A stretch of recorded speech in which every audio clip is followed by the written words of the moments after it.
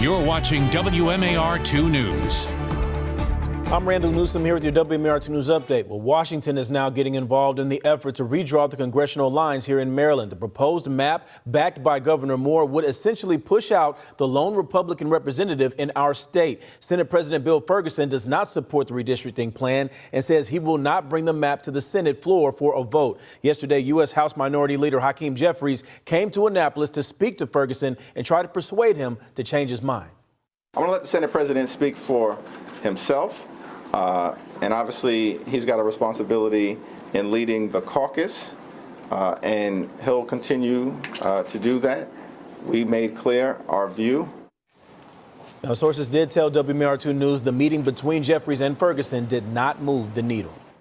Well, there are new estimates about the economic impact of building a smaller version of the Sphere in Las Vegas at the National Harbor in Prince George's County. A new study shows it could bring in $1.5 billion a year, which is up from the initial $1 billion estimate, and it could create more jobs than the original estimates as well, up to 3,300 for the construction and 7,100 permanent jobs if approved. The Sphere is expected to take about 4 years to build.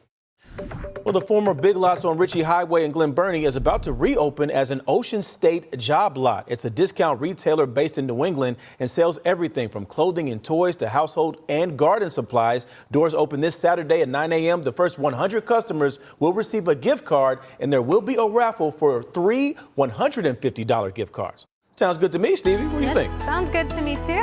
And these temperatures don't sound too bad either. We have temps hitting the low to mid 40s today, so near average for this time of year. At least we get out of the 30s. But today is going to be very much cloudy, and we also have those scattered showers that will slide through the area this afternoon.